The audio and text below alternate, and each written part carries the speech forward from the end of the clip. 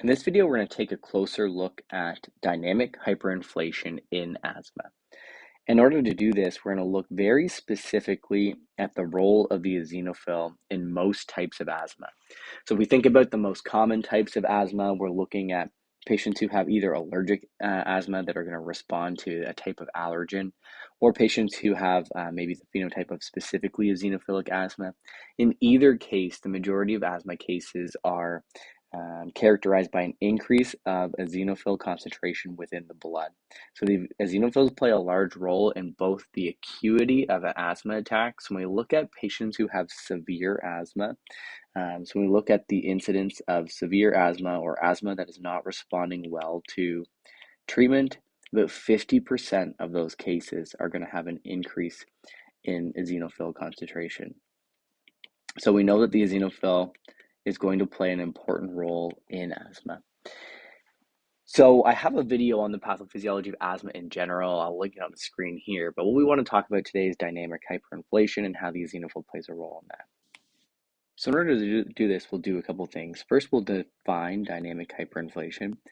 So dynamic hyperinflation is when we see the inhalation phase triggered before previous exhalation is complete. So what this means is that a patient is going to inhale before they've actually completed a full exhalation. And the issue with this is it leads to overfilling of the alveoli, especially in someone who has an obstructive condition like asthma, and it can lead to barotrauma for these patients. So dynamic hyperinflation is inhalation triggered before exhalation is complete. We should also remember a few key characteristics of asthma. So one is that we know the asthmatic patient has a hyperresponsive airway, or they're going to be more sensitive to triggers than someone who does not have asthma. So the asthmatic patient has a hyperresponsive airway. Part of them having this hyperresponsive airway is that they have bronchial remodeling. So when we look at the asthmatic patient, we see a significant amount of airway remodeling that, along with things like overreactive T cells and excessive implantation of IgE antibodies, is going to promote having an airway with less lumen size and more turbulence. So when we look at the things that are happening, or when we look at airway remodeling, there's a couple of things that we see. One is this patient is at risk or will have the presence of hypertrophy of the smooth muscle. So what this means is that when this patient has bronchoconstriction, that is a stronger bronchoconstriction, or we see more bronchoconstriction in someone that does not have hypertrophy of the smooth muscle. So that one's pretty straightforward. I think if we look at the hyperresponsive airway, if someone has a hyperresponsive airway, and then that airway has hypertrophy of the smooth muscle, it's going to constrict more than someone who does not. The other two pieces that we see in someone with asthma is they have an increase in mucus secretion. So they're going to secrete more mucus than someone who does not. And the other one is that we're going to see swelling of the basement membrane. So the patient will have edema or swelling to the basement membrane. And the issue with this is that it's going to lead to a decrease in lumen size. So we think about these two things together. So someone who has an increase in mucus in the airway and someone who has edema to the basement membrane or swelling of the basement membrane, what's going to happen is we reduce lumen size. So if you think about the airway, so if we draw in an airway here, so if this is our bronchial lumen, and we have a basement membrane, so say this is our basement membrane here, we're looking at a basement membrane that's smaller in size than the normal airway, which we can draw here. So we look at the normal airway, someone's got a basement membrane that's typically this size or is less swollen. Lumen size is reduced in the patient with asthma. So we see that reduction in lumen size. The other problem is if I have mucus secretion on top of that, or I start to fill this lumen with mucus, I have a much smaller lumen than someone who does not have asthma. And this remodeling is present consistently in the asthmatic patient, making their airway a little bit more hyperresponsive because of that loss of lumen size. So you think of the problem with this as air is coming through here, it's moving much more turbulently, or we have less laminar flow of air. because we've reduced the lumen size. So those are some important things to remember about asthma as we get into the role that eosinophils are going to play in asthma and how that can lead to dynamic hyperinflation. So let's walk through what is dynamic hyperinflation and how does this play a role in asthma. In order to do that, we should define a few of the key players that we have here. So I've labeled basically a cross section of our airway, and we have a few important cells that are going to play a role. These ones here, or the just typical blue cell that's the airway lining, this is going to be our stratified columnar epithelial cells for the airway. So that's our epithelial cell, or the typical cell of our airway. The green ones here are going to be our goblet cells, or our mucus-producing cells.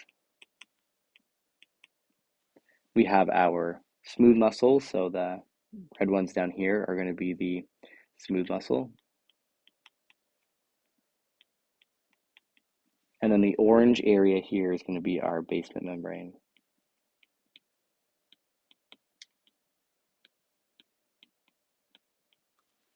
So we can take a look at what happened. So again, I can refer you to that last video to see how eosinophils are being released. So there's a number of factors that are promoting the increase in production and chemotaxis of eosinophils to the airway in someone who's having an asthma exacerbation.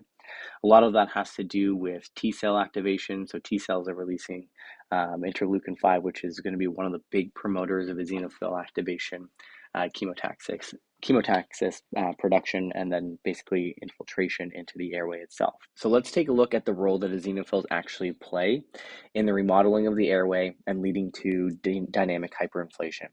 So as eosinophils make their way to the airway, one of the things that's going to happen is they will degranulate and release their own inflammatory mediators.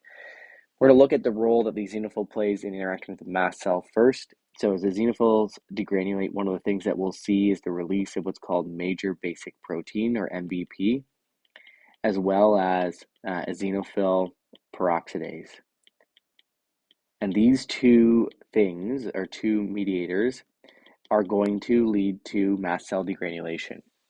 So as the eosinophil degranulates, we're going to see the release of major basic protein as well as eosinophil peroxidase, which will lead to mast cell degranulation, which we know is going to promote histamine release, as well as things like leukotrienes and prostaglandins. And the ultimate impact is going to be bronchoconstriction. So we're going to lead to activation of the bronchial smooth muscle, and we're going to result in bronchoconstriction. What's interesting about this is eosinophils will actually release their own leukotrienes. So we're actually going to see leukotriene release from the eosinophil, which will promote its own bronchoconstriction. So we know that leukotrienes are one of the mediators released from a degranulated mast cell, while our eosinophil is going to release leukotrienes on its own. So we're going to get a high degree of bronchoconstriction here. Eosinophils are also going to release interleukin 13, so we'll just call that IL-13. So interleukin 13 is going to be released, and interleukin 13 is going to play two roles. One is it will also promote bronchoconstriction. So the release of interleukin 13, along with leukotrienes and degranulation of mast cells, are all promoting bronchoconstriction. Interleukin 13 is also going to interact with our goblet cells. So we're going to see interleukin 13 resulting in activation of our goblet cells. And we know that as a goblet cell is being activated, one of the things that we're going to see is an increased production of mucus. So this patient will start to see a fairly significant increased production of mucus. So those goblet cells are now releasing mucus into the airway. Another role for major basic protein and eosinophil peroxidase exists. So we'll put those over here again. So major basic protein and eosinophil peroxidase. And one of the roles that they're going to play is the interaction with the pseudostratified columnar epithelial cells, so how they will actually interact with the epithelial cell. And what they promote is tissue damage or destruction of these cells. So as we see the release of major basic protein and eosinophil peroxidase, one of the things that we start to see is actually destruction or damage to our epithelial cells. So these little X's that I've marked here are indicative of damage to those cells. And we know that as those cells are damaged, they're going to release inflammatory mediators on their own. So the damage to those cells, we actually start to see what's called the release of transforming growth factor beta. So damaged epithelial cells will release their own type of mediator. So they will release what's called transforming growth factor beta. And this plays an extremely important role in asthma because this is what's promoting the increased deposition of extracellular matrix proteins into the basement membrane. So it's this release of transforming growth factor beta that's actually going to promote the infiltration of extracellular membrane proteins. So we start to see increased production and deposition of extracellular matrix proteins. So those are becoming embedded basically into our basement membrane. And this is what's leading to that thickening and swelling of the basement membrane. So we have this thick basement membrane. Well, that's because we're seeing an increase in things like elastins, collagens, proteins within the extracellular matrix, which is thickening it, which is going to lead to some of the consequences that we see in asthma. Take a look at how some of the things that we've talked about already are going to actually impact the lumen size and then eventually lead to dynamic hyperinflation for the severely asthmatic patient. So we know the first thing we talked about was the release of major basic protein and eosinophil peroxidase from the eosinophil itself as it's degranulating. And this is going to cause a couple of things. One, we said it's going to lead to mast cell degranulation, which we know is going to cause bronchoconstriction. So one of the first things, and we'll draw it in green here, that is going to happen for this patient is we're going to see these big hypertrophied smooth muscle cells, because remember, this is happening many times for this patient, not just one time. So as I'm an asthmatic, I'm exposed to my triggers and I have asthma happening regularly. I'm having consistent bronchoconstriction, which will lead to hypertrophy of my smooth muscles. What we're going to see is these big muscles are going to be reacting. So one of the first things that we're going to see happen to this patient is they're going to have fairly extensive bronchoconstriction, which is going to limit lumen size on its own. So these green arrows are indicative of the bronchial smooth muscle constricting, already reducing our lumen size. So we're seeing that these are pushing our lumen in, and are going to make a smaller space. And we know a couple other things are promoting bronchoconstriction. The eosinophil release of leukotrienes are also supporting bronchoconstriction, as well as the release of interleukin 13 from the eosinophil is going to lead to bronchoconstriction. So three basically major problems that are leading to bronchoconstriction. The other problem with the release of the major basic protein, the eosinophil peroxidase, is that this is promoting epithelial cell damage. So what we're going to start to see is epithelial cell damage, which we'll put in orange here, that is what's promoting the thickening of the basement membrane. So what happens in these patients is that because we have the epithelial cell damage, which leads to the release of transforming growth factor B, we get an increase in extracellular membrane protein infiltration, so things like collagens, which are going to lead to a big, thick basement membrane. So the lumen already, what I want you to think about, I'm going to just draw a dotted line of where maybe the lumen should be typically, or where we should see the basement membrane typically would be this dotted line.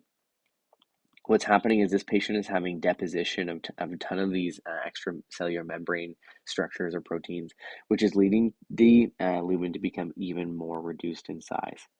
So our basement membrane becomes super thick, or way thicker than it's supposed to be. And again, I'll put that in orange here because we have this deposition of our extracellular membrane proteins. So not only am I bronchoconstricted, but I have a basement membrane that is becoming exceptionally thick as a result of the deposition of extracellular membrane proteins. We'll draw in some of these things, like the purple here might indicate something like collagen. So my basement membrane is too thick. So again, just to recap, a couple of things are happening here. In green, first, we're seeing bronchoconstriction.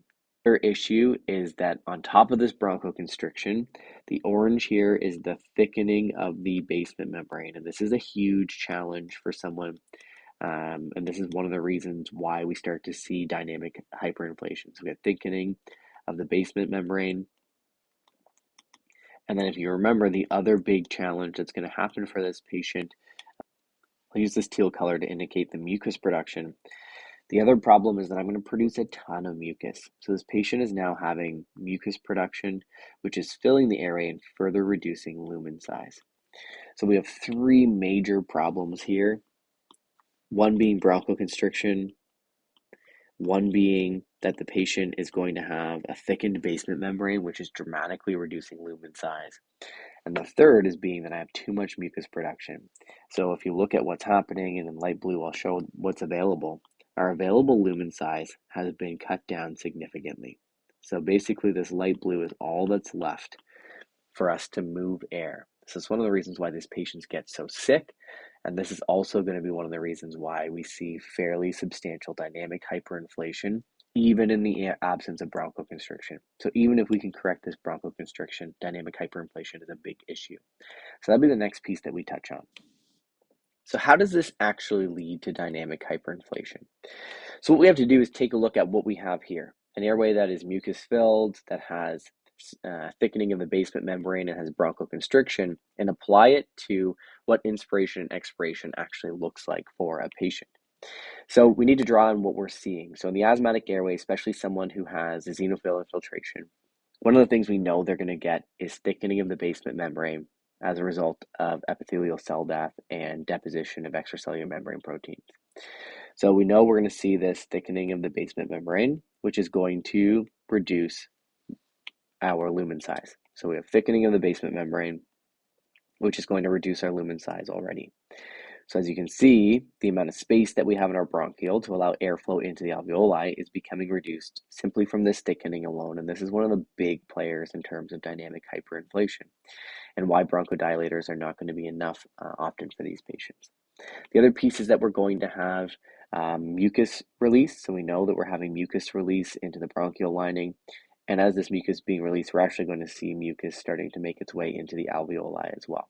So the patient is going to have a further reduction of lumen size and decreased area for gas exchange because of all the mucus that's being produced. So we've got our mucus that is being, that's filling as well. So what we're seeing here is thickening as well as an increase in mucus production. We know that the patient is also going to have some bronchoconstriction. So again, we can draw that in. I'll use a gray arrow to indicate that the patient has a bronchoconstriction. So we do have our bronchoconstriction that's impacting this patient as well. So once we outline these things, what we can do is take a look at what's happening on inspiration versus expiration. So when someone is inspiring, a couple of things happen. When we look at the intrathoracic pressure or what's happening to the chest wall, the patient is pulling their chest wall out. So we see the chest walls coming up and out, and pressure inside the chest is decreasing during inspiration. So we'll draw that down here. So we're looking at inspiration. So the chest wall comes up and is going to decrease our intrathoracic pressure. So we see a decrease in intrathoracic pressure, which is important because it means I have less pressure on my bronchioles. The other thing that I'm going to see during inspiration is air obviously is moving into the airway and producing a downward force. So air is moving into the airway and producing a downward force. And the benefit of this downward force is it helps to stent open our bronchioles. So one of the things that's going to happen is as air is being pushed in, it's putting tension on the bronchial wall. So what we are also seeing here is that this patient will have some tension on the bronchial wall, which will support opening of the bronchioles, and then air is filling our alveoli. Now the problem is on expiration, a lot of these things are going to reverse. So if we take a look at our alveoli again, and we look at what happens on expiration, we get the opposite. So when we're looking at expiration, we know that our chest wall is coming down and we're losing the increased space that we created, or we're decreasing that space, and we're actually going to put increased pressure on the bronchioles. So this double-sided arrow here is indicative of the increased pressure that we're putting on the bronchiole as a result of expiration. So expiration is characterized by increased intrathoracic pressure or an increase in pressure on our bronchioles. And what that's going to do is actually going to push in on them. So if I have not only bronchoconstriction, so again, remember we have a bronchoconstriction being this gray arrow here, but I also have increased pressure as a result of the increased intrathoracic pressure that I'm seeing due to expiration. What starts to happen is I'm pushing in on this already reduced lumen, and I'm going to push it in onto itself. So actually start to push so hard, or pressure becomes so high that this airway is going to collapse in on itself. So as you start to see the pressure increasing and we push the airway closer together, we start to have an inability to get air out because we're making that lumen size so tiny. The other problem as we're trying to push air out of the alveoli, so as we're trying to get air down from here up and out of the alveoli, is when I have mucus like this, what can happen is I can take this mucus and it starts to move up into the alveoli and we'll begin, or up into the bronchiole, and we'll begin to plug the bronchial exit. So we can start to see what's called mucus plugging because the air is trying to escape. So this patient is at risk of having an inability to get air out for two reasons. One, I have increased intrathoracic pressure, which is actually pushing right in on this reduced lumen size. So it makes the lumen so much smaller.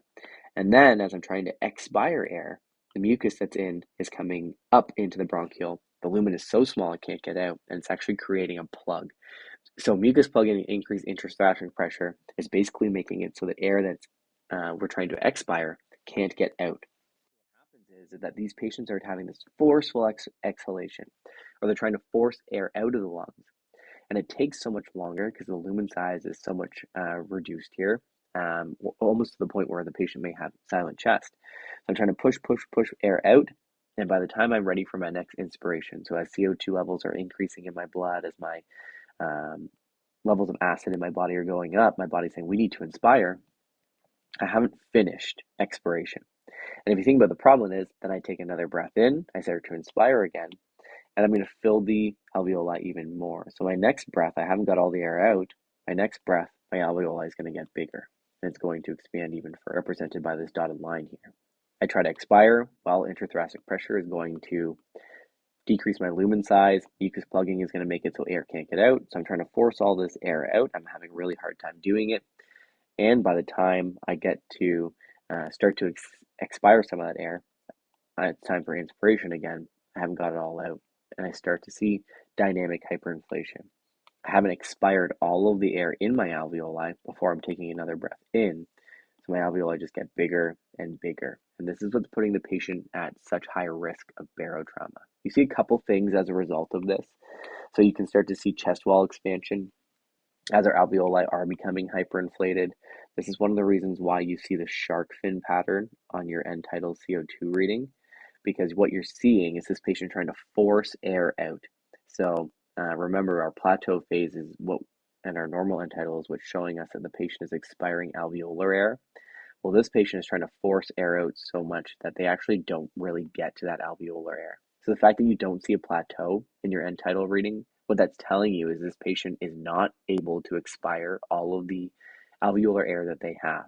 So we're basically getting to the point where, okay, finally I've got to that alveolar air that I need to be expiring, but it's taken too long. Now I'm going to inspire again. So this is showing you that you have some degree of dynamic hyperinflation happening.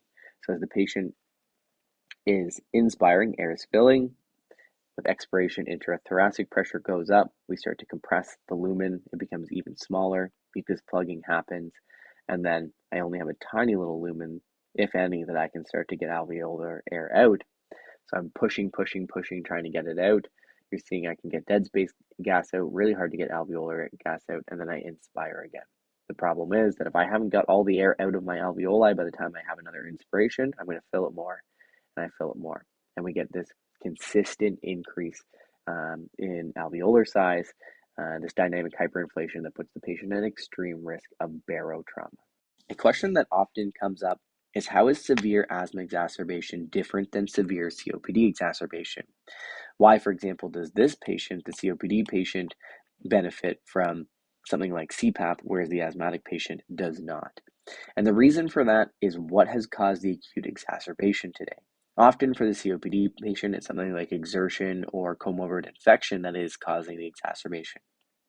For the asthmatic patient, often it's exposure to a trigger which is leading to an increase in eosinophils, which is causing the exacerbation. So we know that the asthmatic patient typically has bronchial edema and increased mucus production. So remember, their airways are remodeled to typically look something like this. When I have exposure to a trigger, especially something that's leading to a severe asthma exacerbation, I have even more thickening and even more mucus production as a result of the recruitment of the eosinophils to the airway. So in severe asthma exacerbation, what's happening is the basement membrane is thickening even more than it is at rest, even more mucus production, which is greatly limiting lumen size. So when we get to a severe exacerbation, typically even in the absence of bronchoconstriction, so say we could give this patient all of the bronchodilators that we have available to us, if we can't fix the edema and the mucus production, that lumen is so tiny, it's so hard to get air out. So the patient can inspire, but when they try to expire, they can't. The lumen size is too small, the intrathoracic pressure is putting too much pressure on the lumen, we're basically reducing it to a pinpoint size, and mucus is plugging the exit. So I can't get air out really well. I'm at risk of dynamic hyperinflation. And the problem is that I don't have a lot of ability to compensate for this. So I can't really support this exhalation by using compensatory mechanisms like pursed lip breathing. This patient really has no compensation available to them. They need fairly emergent treatment. Now, the COPD patient is a little bit different. Their airway doesn't look a ton different. So we look at the COPD phenotype that's usually made up of both chronic bronchitis and emphysema. So the patient does have a degree of airway edema. So we do see thickening of their basement membrane. We do see mucus production, but typically in exacerbation, we're not seeing an increase in the number of inflammatory mediators in an acute event. So it's not like something's triggering them to suddenly have a ton of neutrophils coming to the area. Often COPD, again, is exacerbated by exertion where I just don't have the FRC to compensate, or even something like a bronchial infection, which is producing a little bit more mucus and reducing my ability to compensate. That being said, one of the key features of COPD often is the loss of bronchial integrity and tethering. So these bronchioles are just prone to collapse. So it's not often the fact that my airway is so edematous and so mucus filled that my lumen size is reduced. It's that my bronchioles do a really good job staying open, and they're prone to collapse when I put pressure on them with something like bronchoconstriction and increased intrathoracic pressure during exhalation. So if this patient can breathe through pursed lips, or I can put CPAP on them, what can happen is we can stent those bronchioles open or provide some stenting, and it's a lot easier to compensate for that bronchial collapse. So despite the fact that we have some airway edema and some mucus production, if we can compensate for the bronchial collapse that's happening in COPD, often the patient can compensate a little bit better and their condition can be a little bit less severe. That's not saying that both of these patients can't end up in respiratory failure in need of fairly emergent treatment. It's just a COPD patient often has a few other mechanisms available to them. If we can manage the loss of bronchial integrity or the loss of bronchial tethering, we can usually help support air in as well as getting air out for this patient, because the edema and the mucus is not likely going to be as severe as we see in someone who's having a very severe asthma exacerbation.